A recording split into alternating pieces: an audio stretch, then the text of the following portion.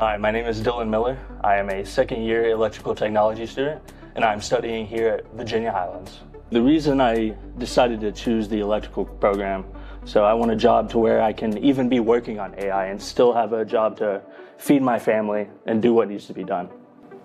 The reason I chose VHCC was the price and the people here. I knew many people who came to VHCC, got their degrees and moved on, and they told me that it was an amazing place to be. So I felt like I had to come and see for myself. So when I started VHCC, I didn't think that we would be working on circuit boards much. I thought that we would just focus on housing, residential, industrial.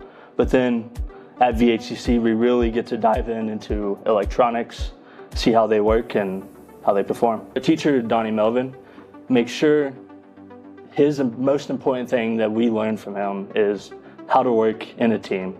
Most of our projects and labs, we will work together because we will have to do that in the real world.